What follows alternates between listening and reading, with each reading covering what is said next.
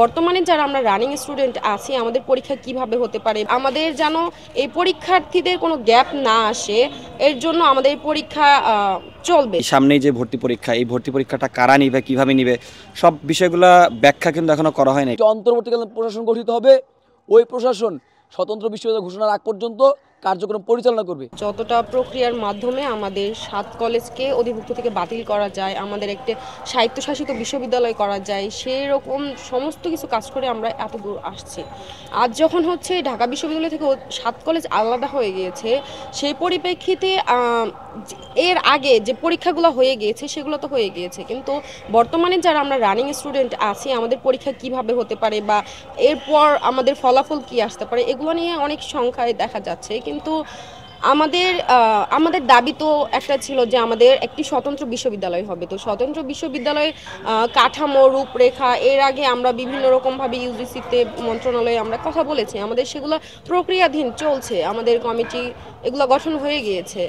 তো বর্তমানে আমাদের রানিং স্টুডেন্টদের কথা চিন্তা করলে দেখা যায় যে আমরা যেমন এখন পরীক্ষার্থী আছি, তো যেহেতু 7 কলেজ আলাদা হয়ে গিয়েছে, আমাদের কমিটির মাধ্যমে ইউজিসিতে আমাদের বলা আছে যে যতটুকু আমরা জানি যে সব কিছু ইউজিসিতে চলে যাবে, ইউজিসির নিয়ম অনুযায়ী আমাদের এই শিক্ষা কার্যক্রম পরিচালনা হবে। আর আমাদের যেন এই পরীক্ষার্থীদের কোনো গ্যাপ না আসে, এর জন্য আমাদের পরীক্ষা চলবে, চলমান অবস্থায় থাকবে, আমরা সবাই পরীক্ষা দিব, যেন কোনো গ্যাপ না আসে। এর আগে যখন অধিভুক্ত করা হয়েছিল তখন একটা বিরাট সেশন জোটে পড়েছিলাম সবাই আর কি। এখন ওরকম না করে আমরা আমাদের পরীক্ষা চালিয়ে যাব এবং বিশ্ববিদ্যালয়ের জন্য যে রূপরেখা তৈরি করা হয়েছে, ম্যাপ দেওয়া হয়েছে, সেগুলো চলবে। আমাদের বিশ্ববিদ্যালয়ে যেটা স্বতন্ত্রভাবে হবে সেটার ভিতরে সব কিছুই থাকবে, সেভাবেই পরিচালনা করা হবে।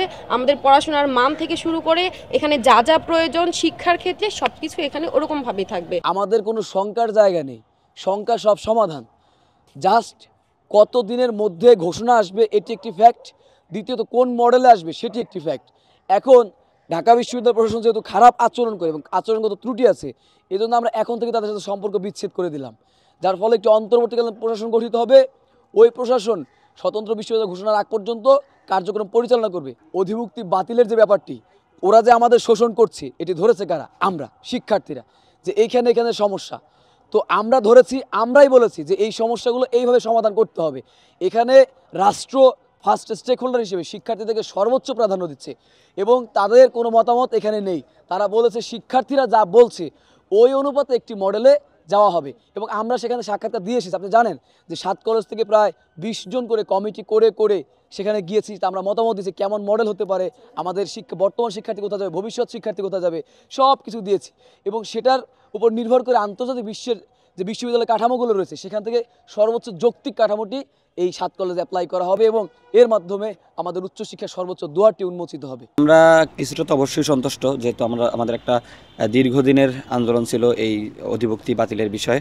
তবে আমরা এখনও একটু অস্পষ্ট অবস্থায় আছি যে আমাদের যারা হচ্ছে রানিং শিক্ষার্থী আছে তাদের অবস্থা কি হবে এবং বের হয়ে যাওয়ার প্রক্রিয়াটা আসলে কি হবে, এবং হচ্ছে বর্তমানে যারা শিক্ষার্থী আছে তাদের সার্টিফিকেট কিভাবে পাবো না পাবো, এই যে বিষয়গুলো, বা হচ্ছে এই সামনেই যে ভর্তি পরীক্ষা, এই ভর্তি পরীক্ষাটা কারা নিবে, কিভাবে নিবে, সব বিষয়গুলো ব্যাখ্যা কিন্তু এখনও করা হয় নাই। কালকে কিছু মৌলিক ডিসিশন নেওয়া হয়েছে কিন্তু ব্যাখ্যাটা এখনও করা হয় নাই। আমরা আশাবাদী যে দ্রুত সময়ের মধ্যে যেই বিশেষজ্ঞ টিম আছে তারা এই বিষয়গুলো ব্যাখ্যা দিবে এবং শিক্ষার্থীদের সাথে বসবে, শিক্ষার্থীদের মতামতের একটা প্রাধান্য থাকবে এবং এই বিষয়টারই একটা এই সব বিষয় মিলেই একটা শান্তিপূর্ণভাবে এই বিষয়টা সমাধান হবে বলে আমরা প্রত্যাশা করছি। শিক্ষার মান আমরা চাই, উচ্চশিক্ষা, পিএইচডিধারী শিক্ষক, ক্লাসরুম সংকট দূর করা, শ্রেণীকক্ষে পাঠদানের সুষ্ঠু ব্যবস্থা করা, তারপর হচ্ছে আপনার শিক্ষার্থী সংকট দূর করা এবং ক্লাসরুমে যে ধরেন আমার 50 জন শিক্ষার্থীকে ক্লাস করানোর সক্ষমতা আছে, সেখানে 300+ স্টুডেন্ট আমাদের ক্লাস করায়। এমনও হয়েছে যে আমরা ক্লাসে দাঁড়িয়েও ক্লাস করছি। তো এই ক্ষেত্রে শিক্ষার মান তো অবশ্যই ব্যাঘাত ঘটবে। তো আমরা শিক্ষার্থী হিসাবে চাই আমাদের একটা উচ্চ শিক্ষা সুযোগ দেওয়া। নিশ্চয়ই এমন না যে প্রথম থেকে আমরা অধিভুক্ত বাতিল চেয়েছি, এরকমও না। প্রথমে যৌক্তিক বিভিন্ন দাবির পক্ষে করা হয়েছে, এমনকি যে শুরুতেই তো ওই যে সিদ্দিক ভাই চোখ হারালেন পরীক্ষার দাবিতে, এরকম পরীক্ষা নেওয়ার জন্য আন্দোলন করতে হয়, ফলাফল প্রকাশের জন্য আন্দোলন করতে হয়, সব ক্ষেত্রে শুধু আন্দোলনই করতে হয়েছে। টক্সিক সম্পর্ক থাকার চেয়ে না থাকাই ভালো। আমরা আশা করি পরবর্তীতে এই ধরনের সমস্যা হবে না।